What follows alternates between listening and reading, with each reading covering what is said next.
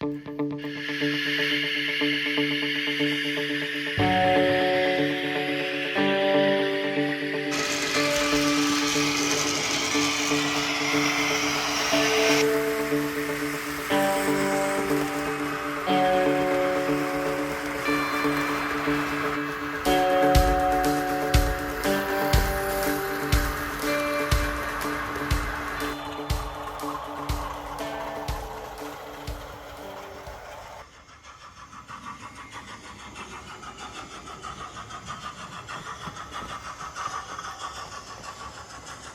Northwest Trains, got a special unboxing video today, a long awaited loco. I came home, found this on the doorstep, and it turned out to be this very nice Bachmann Class 812 steam loco in Caledonian preserve livery. Been waiting for this for a while. I only actually pre-ordered it a couple of months ago, because I didn't know whether I'd be able to afford it or not. We've been so close to Christmas. But anyway, I bought it, opened it up. Well, I got as far as here. I was a bit worried, I still am, because the way it's in the packaging looks like it's being dropped or moved, or it's just simply not being put in the packaging properly. So I'm hoping, praying that everything's alright inside the box. But yeah, not touched it yet. I've literally opened the outer packaging, got rid of my address and all that. So I got the sound fitted model, of course, because everything on my layout nowadays is sound, if I can get it anyway. Right, so we have Caledonian Class 812, and it's loco number 828, and it's in the Caledonian Railway Line Blue preserved. Now, I assumed that this was just a colour they used in preservation, but I've since found out from seeing other people's videos and information about it that it did actually carry a different blue livery during operation, so this was a working livery. So just in case anyone wanted to know, really. And this was produced exclusively for Rails of Sheffield. So I can try and zoom it in there. So yeah, let's take a look. Like I say, I'm hoping it's okay after all this. Little bit of information there. Locomotive and tender are linked together. Right, so I'm going to do this. Just sort of ease it out a little bit. Can't see any loose parts at the moment. Touch wood, should be okay. Right. So before we do anything else, we got the blanking plate there by the looks of it with a little bag of details. The colour looks absolutely stunning. Got to say that, even getting it out the box properly. Just before I do, quickly, let's have a look at the boring stuff, or potentially boring stuff. Oh, there's a little leaflet on it, just in case you want to zoom. Can you help the Caledonian Railway 828 Trust? Alright. So do you want to get the loco running again? So that's just a little leaflet there. I presume some of the money towards the locos might go towards this loco, if Bachmann had permission to measure it all and everything. So usual booklet, running in, so I will do that. Accessories, points to lubricate, where the chips fitted, so on, so on. So there we go. Firebox glow and flicker. So I didn't know we had that, so that's a nice little thing. Got two firebox, factory fitted with two firebox LEDs, one red and one yellow. That's interesting. So you can use it on analog as well. I think Bachmann do point out that rather than say DCC sound fitted, they just simply say sound fitted, because they work both analog and DCC. So in case again anyone wants to know, I found that out with the 009 double failure they got. That was the last unboxing. So yeah, usual palaver. Join the Bachmann Collectors Club. That could be worth doing if you like any of the models they bring out, and they do a pretty good booklet. Right, let's get on to this. Carefully, these are open. Yeah, see, I was a bit wary by the way this loco had been sat into place, especially with it being connected, but I think it's okay looking at it. Now that livery is absolutely stunning to me, and it's certainly different to anything else I've got on the layout. I will put it on the layout. We have got sprung buffers there and internal cab detail. You can see where the firebox flicker is there, or will be when it's lit up. Coal isn't so good, but it's like that on most locos really, I suppose. Behind the tender there. That is a lovely looking model. The only thing I've got close to this is the Hornby J36 mod, but I'm hoping this is a far superior model in terms of running, because I've had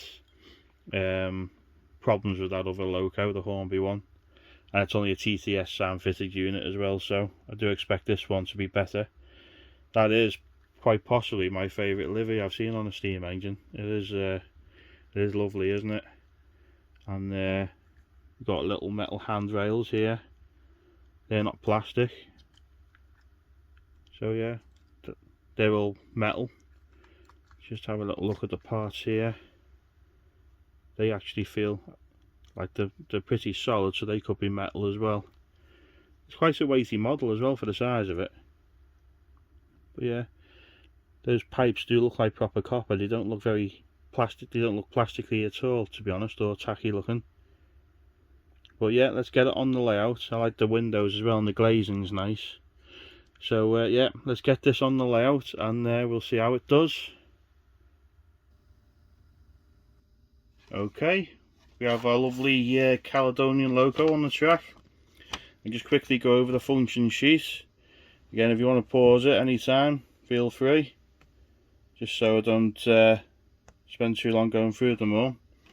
Okay, so let's start her up now, sound on.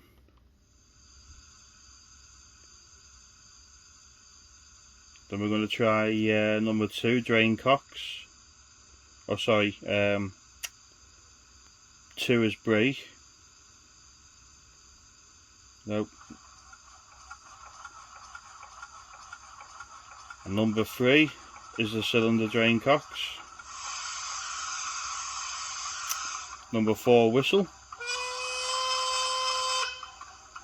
And then you have different loads. Open firebox door. So let's try number 6. We'll have a look at that in a sec. Already you can see that's on. Right, so 10, shoveling coal.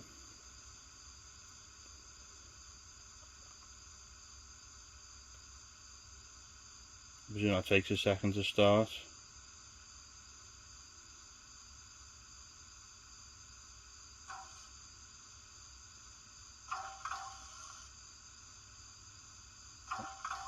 Okay, let's try another random one. So we got water tank filling, 13.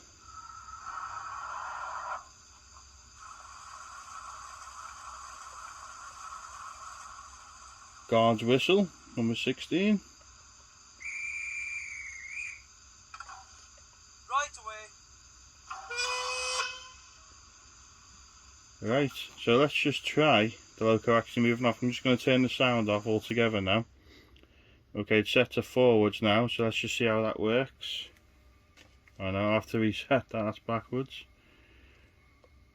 So that's speed step 1, nice little crawl. And don't forget, I've not run it in yet, it's literally just come straight out of the box. So we take it down to nothing now.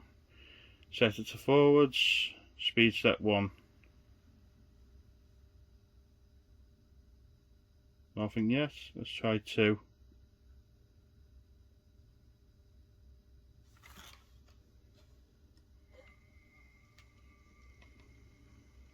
No, I think it's just corrected itself, to be honest, because it moved backwards when it said forwards. Now it's saying forwards, it's moving forwards. So, there we go.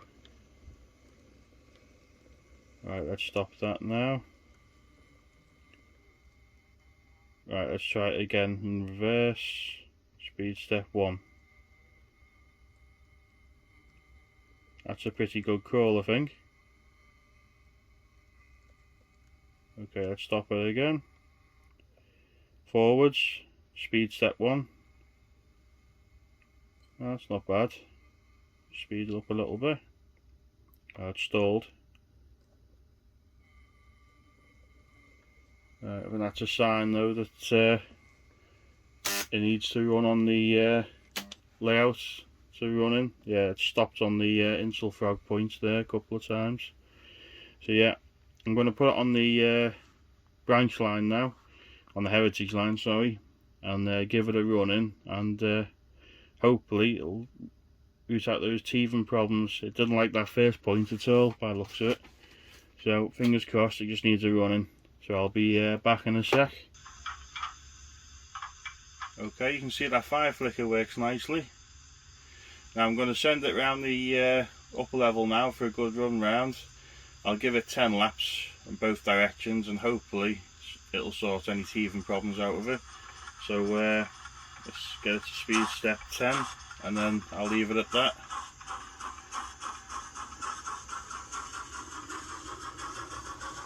Okay, I'll report back in a sec. As you can see, it's running fine at the moment. It hasn't stalled on any points yet, on the higher speeds anyway.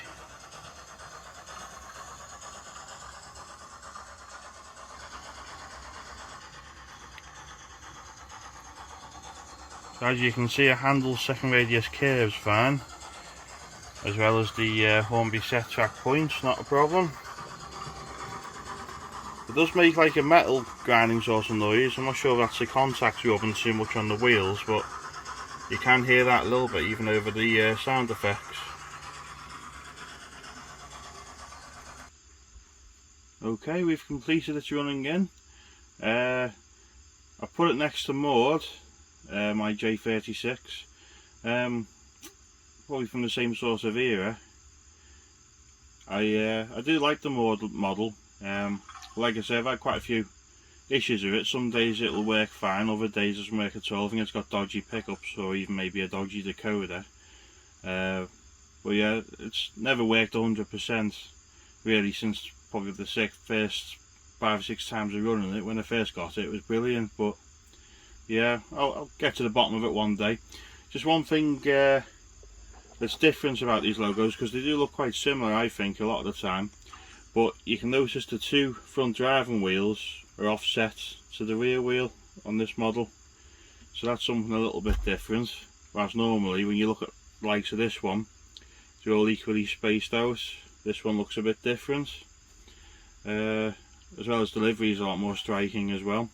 So let's just see how it does now on the point at a slow speed. So I'll set it to speed step 2, see how it does on there.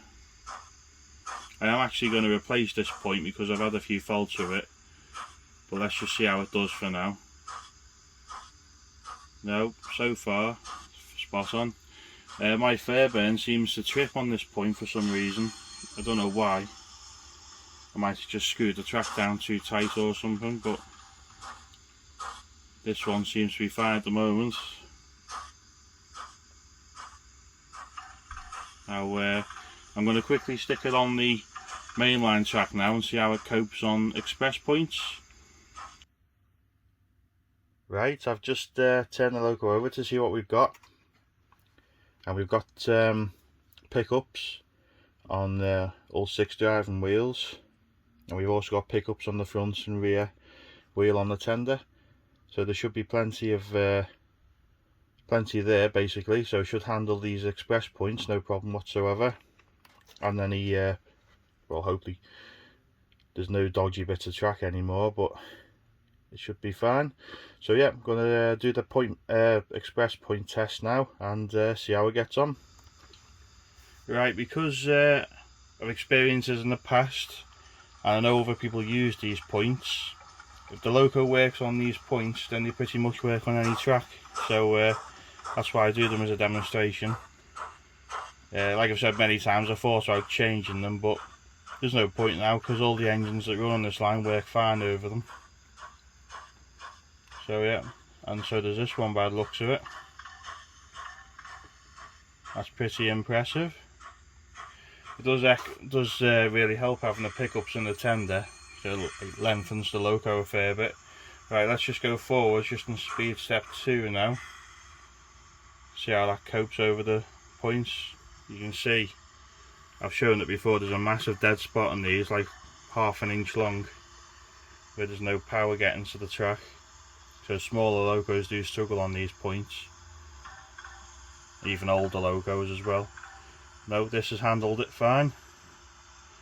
A little bit jumpy, oh it has stopped there, the sound has.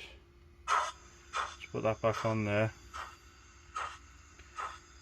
Yeah, that is speed step 2 though, so that might have something to do with it. Bit more running in will probably solve that, I think. Just switch the point back over. Let's put it back over, speed step 2 in reverse.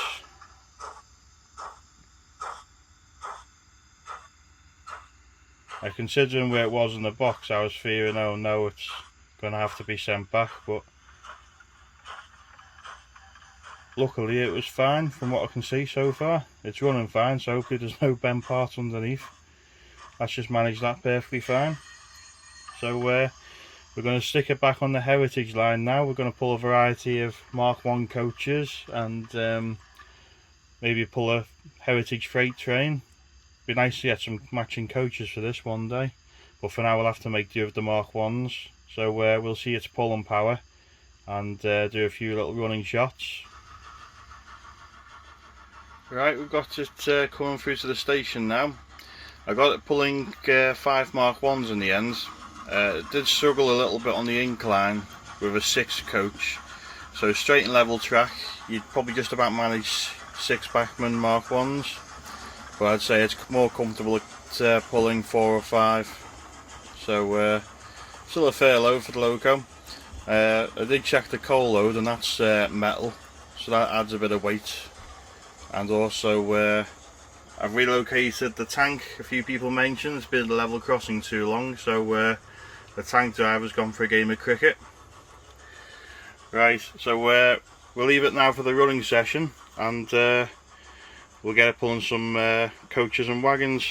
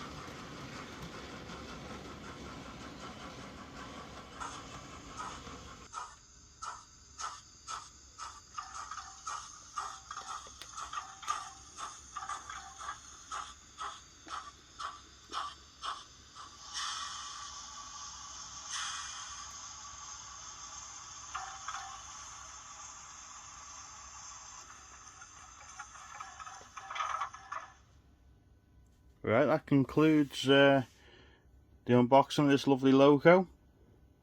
I didn't really give much history about it. This is the only one left in preservation, or it's a model of the one that's in preservation. I think it was withdrawn in 1963, and it was back in steam in the early 90s, from what I've read. But yeah, it's I'm sure there'll be plenty more videos of the history of this loco. You can soon look it up on the Rails of Sheffield website. Very happy with it. Like I say, it's definitely up there with liveries. I've always liked the Maroon LMS or Midland Railway livery, but this is right up there. Certainly first or second favourite anyway. Is it worth £300 with the sound fitting? It's, well, a few years ago I wouldn't have entertained buying an engine for that much in 00, but it's the way the world's going now with the prices, unfortunately. And I can only see them going up and up and up. But in terms of other locos out there, I was tempted by the W1 Hush Hush loco. I've seen mixed reviews on that. Some people think it's great, so other people have had nothing but problems with them. But I did opt for this loco because I thought it looked great on the Heritage line, and it's different in terms of livery, and it's, apart from a Hornby Collectors Club model, toy one, it's the only thing in Caledonian Railway livery that I've got. So yeah, it's very happy with it, and I do recommend them if you're willing to pay the price for them. Without sounds, it did make a bit of a metal crunching noise to start with. That seems to wear off after a while, so that's good. But they have a little bit of a noise to them, not much. But yeah, overall very happy. Can recommend them. It's been well put together considering the way it was in the box. It works fine, everything seems to be in order, doesn't seem to be any bent parts in it. So yeah, thank you for watching, and have a look at my other videos. Please like, comment and subscribe. Thanks a lot.